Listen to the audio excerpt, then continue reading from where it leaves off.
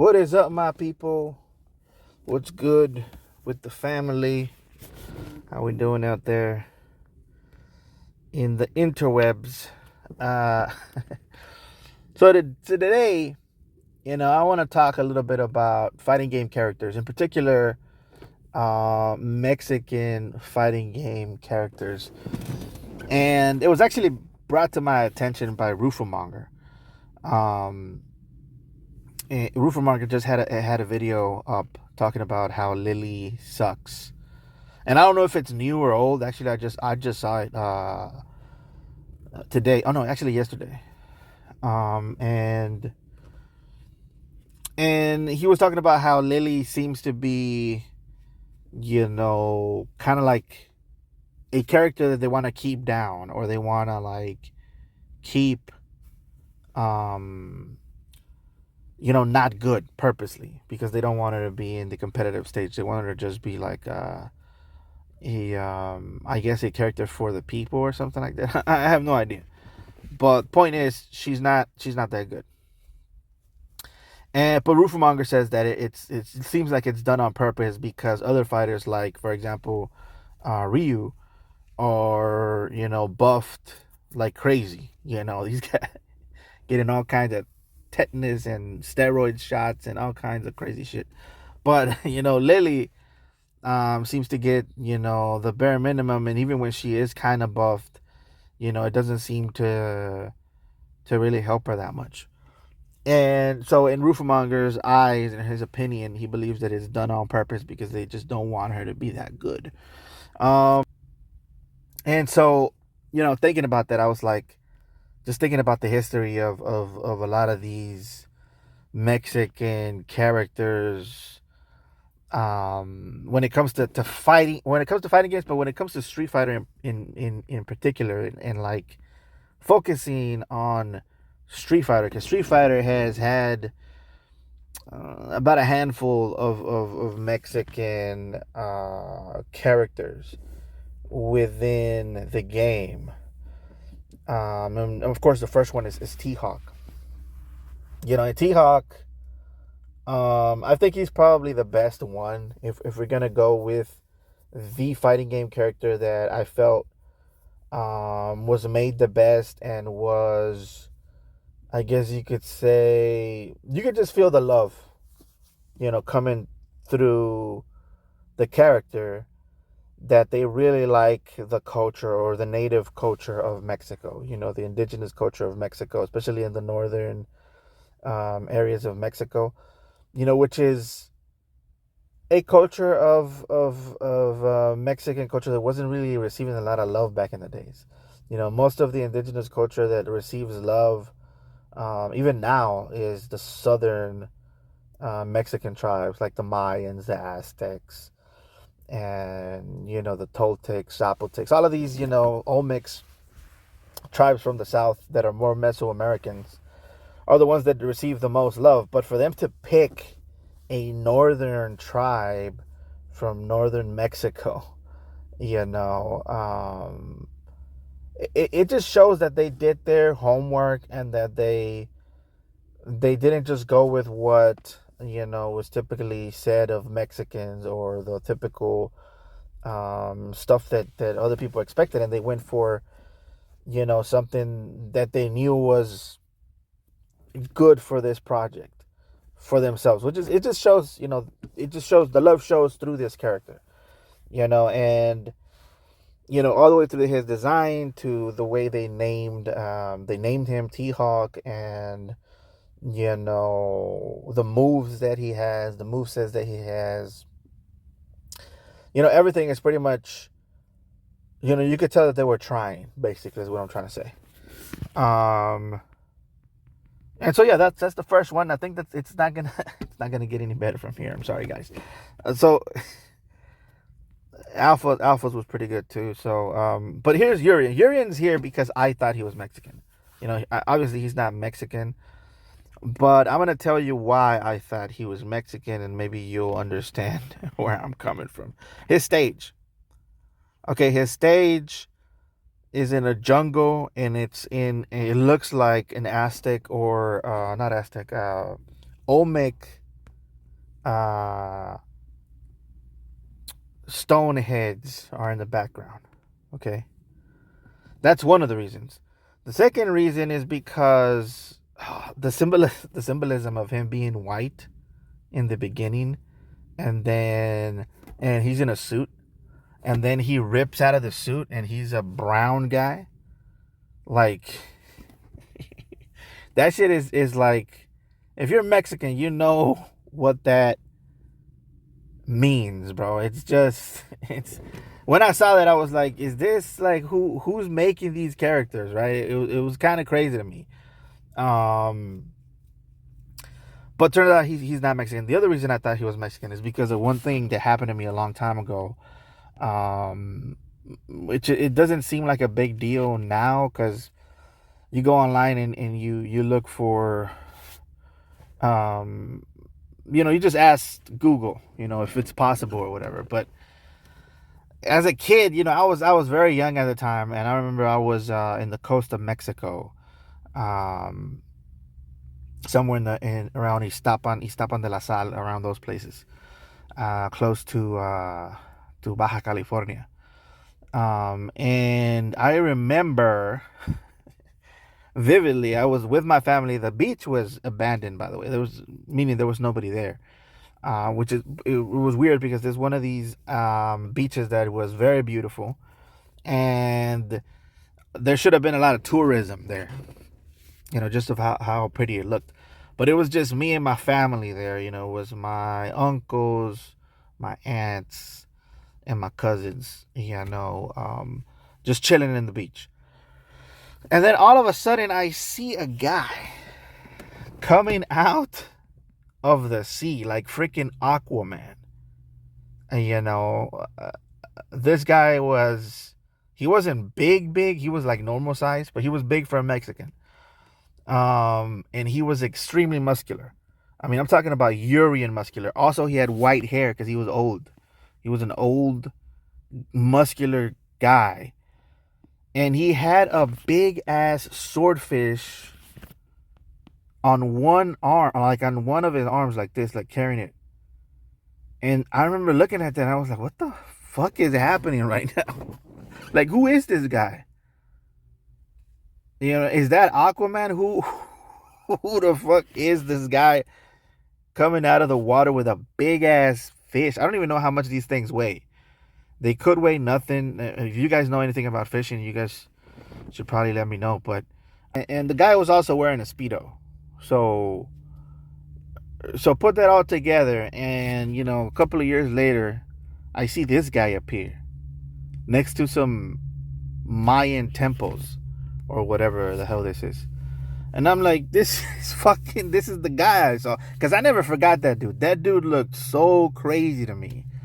And because what did he do? Did he kill that thing inside the water and then come out of the water with a fish? Like, because in my mind, it's like you either have a net or you have a fishing rod. That those are my normal ways of fishing. You know what I mean? Like, but you see a guy that looks kind of like this guy, except for that he didn't have like blue eyes and a gem on his forehead. That's about the only difference, dude. Like, real talk, I'm not even playing. And I got so scared when I first saw him too, because this guy came out of like open water, like just walking. And at first, I didn't know what the hell that was. I got scared. At first I thought it was a shark. Then I thought it was like, what the hell is that? Like, what am I looking at here? And then finally, I saw it was a guy walking. I kind of got relieved. And then I saw how buff he was. I was like, who the hell? Like, what the fuck is happening, dude? And then I realized he had a big ass fish. I don't know, bro. I just never forgot about that guy. And when I saw this game, Urian, I just thought he was that guy. I don't know, I guess. But anyways, turns out he's not. He's actually, I don't even know what he is. He's like an alien or something, or a chosen race or something like that. Which, by the way, for those of you that don't know, Some people say that Aztecs were descendants of Atlantis. That's what some people. That's what the people are saying. I don't know. Could be, could not be. I don't even know. But anyways, moving on to another fighting game character. Now this is when it gets kind of weird, and it gets borderline racist. And I'm just gonna come on and say it was a racist character. Uh, just it totally different from T-Hawk, to where you could see by the way they name the moves and the way they designed the character and everything, that they were at least, respectful and trying to honor, the culture in a way.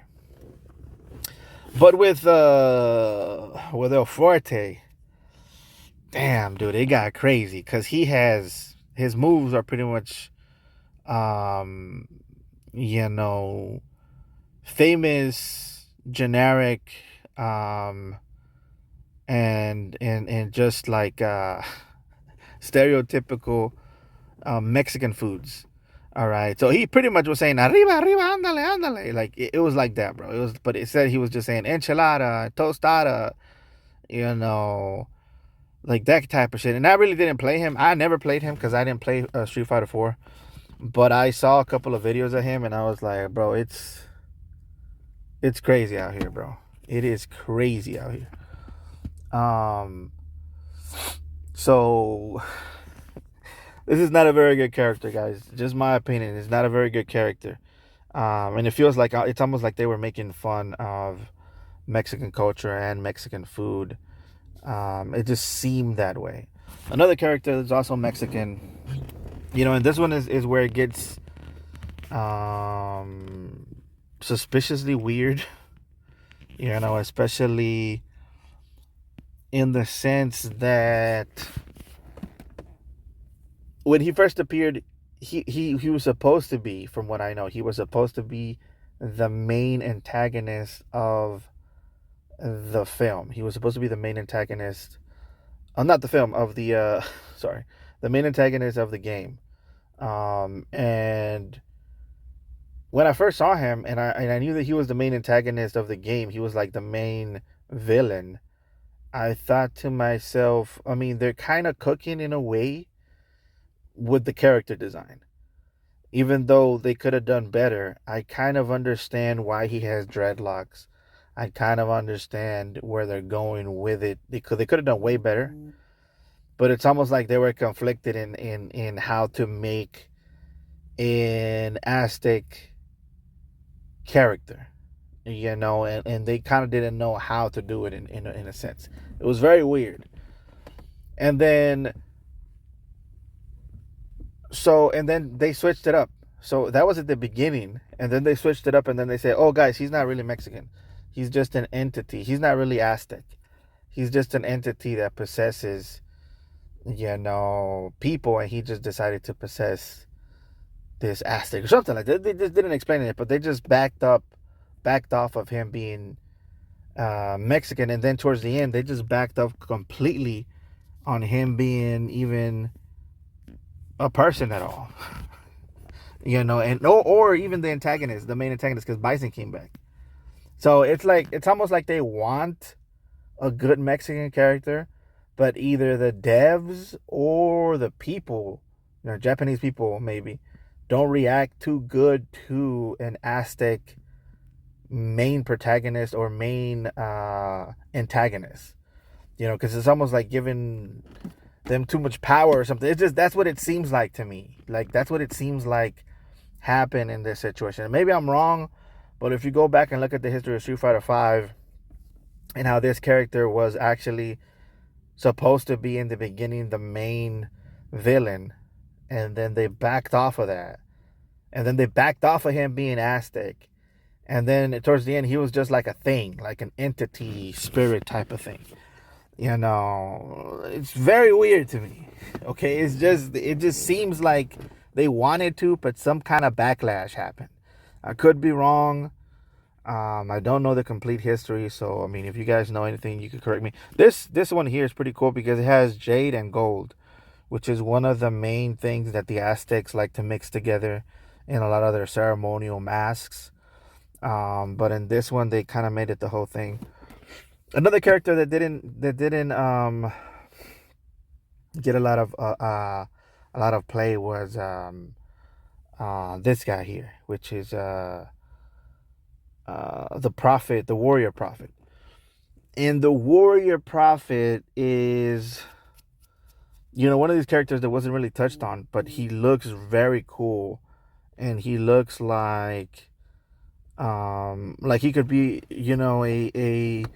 a cool character to explore. Maybe he'll come back in 6. I'm hoping he does come back in 6. I mean, yeah, Street Fighter 6, and we could know more about him. Maybe he survived, which, it's a tough ask, but I mean, we've seen crazier things happen in Street Fighter to where characters that aren't supposed to come back come back. So, the warrior prophet is pretty cool. He looks either Mayan or Aztec. He looks pretty cool. And listen, I get it, right? I get it.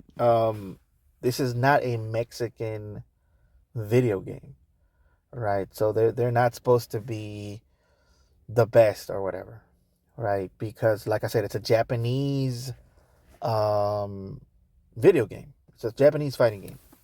And I understand that they're not supposed to be making Mexican characters the best or whatever, or have the best lore or none of this, right? So I understand um that part of it, right? But the thing is, guys, that of course we get to Lily, but the thing is like look at what they do with white blonde characters. All right, which is a lot of them, by the way. Uncomfortably a lot. This is just a lot of them, and you look at what they do with them, and how good they are. Um, it's not like, they're not doing it with other characters that aren't necessarily Japanese. You see what I'm saying? Like that's what I'm trying to get at. It's like I don't know. And the same. By the way, I feel the same way Rufamonger feels about Lily. I feel the same way about all the other Mexican characters in Street Fighter. It's almost like they're purposely, making them not that good. And it's maybe because they're Mexican. I have no idea. I have no idea. And there's always like, if you look at the lore of Lily, and if you look at the lore of Nakal, and if you look at the lore, not necessarily of T-Hawk, he's just T-Hawk, but Nakal and Lily were almost looked at as these characters that in the future are going to be, very good, right? Or if their mission is accomplished, they're going to be pretty much one of the best fighters in the world, right? That's what it seems like. For example, Nakal, he's on his mission to, pretty much absorb everybody's soul or something like that, or like eat everybody, and then he becomes the strongest. Um, and it is hinted at that he's pretty much gonna beat everybody, and he's gonna be the strongest fighter ever, right? It's almost like this future thing. It was the same thing with Lily. Lily, she has psycho power within her, and it's so strong that even JP has to come down and visit her, and she's getting the attention of Shadow, Lu, and all of these other places, right? So it's almost like they're hinting at Lily being this crazy, almost evil type character in a sense that's going to be very strong in the future. You see what I mean? So it's almost like they're purposely making them weak so that later on they'll be better fighters, but that just never comes, and it almost seems almost like hate, to be honest with you, in the way that they're being held back.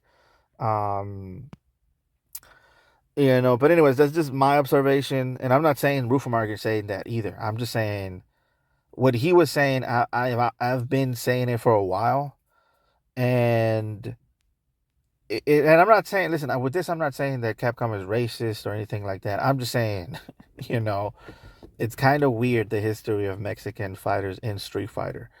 Um, and it's just something to talk about, something to explore. Also, I'm looking at other um, Mexican fighting game characters, and a lot of them I didn't know about. Like whoever this guy with the green mask is, I don't know who that is. Um, this guy at the bottom here trying to pose for what I don't know, Sports Illustrated or something. I have no idea. And then there's other guy here, so with the mullet, which is something that they need to do more, because the mullet is a big part of Mexican culture. Shout out to Latino Heat, Eddie Guerrero. Uh, American fighting game characters are some of the best, coolest characters in fighting game history, right? And part of it is because we have a lot of diversity in America. So you got African American Street Fighters, you got, fighting game characters.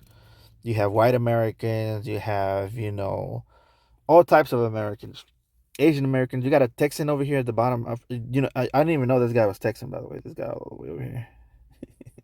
It's just so weird because he's from what, I forgot what game he's from, but it's just weird that he's from Texas. Um, but yeah, they're one of the coolest characters in games are Americans. And Franco Bash, by the way, who I believe is Mexican American, um, is an interesting one because I believe he's based on a very famous Mexican movie called Pepe el Toro. Now, it's my opinion. It could be, could not be. But Pepe el Toro is it's kind of like the first Rocky movie. Like the Mexican Rocky movie, but it's older than Rocky. It's like 1940s or 30s, something like that. Um, very old, but it's about a boxer who makes it big or whatever, and he becomes famous, and he gets his family out of poverty. But anyways, guys, let's talk about some stuff that fighting games have not exploited from Mexican culture, and one of them is revolutionary figures, or rebels, type of rebels. So if that's one of the things that I haven't seen, because the main things that we see, if we could go back here, when it comes to Mexican fighting game characters, the main things that you're gonna see here is wrestlers and Native Americans or Native Mexicans. So T-Hawk, he's a native, right? So he's a indigenous, right? Same thing goes with Nakao for a little bit. And the same thing goes with the robot guy from Darkstalkers. These are indigenous fighters. Same thing goes with the ogre from Tekken. And then the rest of these guys, from what I know, are wrestlers, and some of them are a mix of wrestlers with whatever. This guy with the mullet, I don't know who he is, but that's the most Mexican haircut I've ever seen in my life. Oh man. Um, and so that's pretty much most fighting game characters stick to that. Those are the two options that you have when it comes to being a Mexican character. And it's weird to me because there's so many other options that you have that you could tap into. Um, and of course Franco Bash is a good one because he's a kickboxer, right? And really he's a boxer, right? And or that's what they're channeling is, in my opinion, is Pepe el Toro, which was a boxer. Um, but we haven't had like a guy with a sombrero or a revolutionary type guy, or rebel, you know. We haven't had that. Now I understand how that would be problematic, because a lot of people don't want to be rebels to governments and stuff like that. I could see how that could be a problem. Maybe in Japan or even now here in the U.S., it could be a problem to have a rebel type a character. I was thinking too. Speaking of like rebels and stuff like that. I remember I liked I used to like a TV show called SWAT Cats, the Radical Squadron. I think that's what it said. And it was anti-government, right? So, and I remember looking at because I remember loving that TV show, and then I went back and looked at it, and it's about these cats that get kicked out from being soldiers or whatever or pilots for the army, and they're like, you guys suck or whatever, right? But it was like it was something that that the general did that made them look bad, and then the general kicked them out of the SWAT team, the official police force or whatever. And then they went and built their own plane out of scrap, and they decided to be vigilantes and save the city or whatever. And they did it on their own, and they did it without the permission of the government, and they were better than the government, right, at doing their jobs. And they were constantly like shitting on the government in the cartoon, like, you guys suck. We do things way better than you guys. And I remember that TV show got canceled, and then I actually looked at the story of that TV show. It actually got canceled because they thought it was too violent. But not only that, but the message behind SWAT Cats was very anti-government and very anti-establishment. And so they said, "Now we got to get these guys out of here."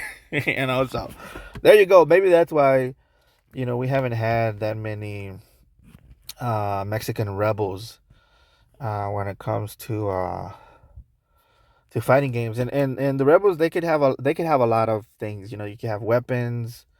If you don't want to use firearms, you could use machetes. You know,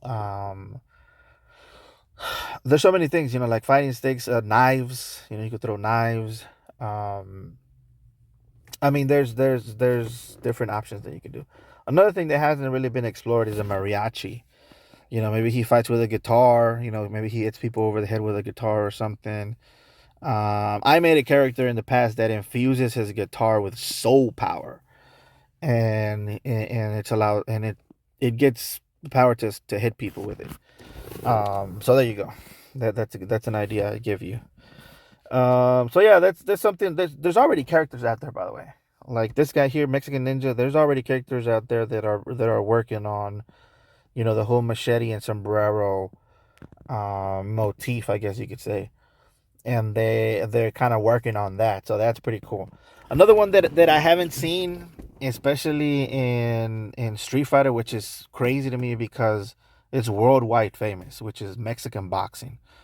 To not have a Mexican boxer in a fighting game is kind of crazy to me. You know what I mean? So it we don't have to stick to lucha libre, and I know lucha libre is very cool and exciting, and I get it. I understand why people around the world are so attracted to Mexican lucha libre.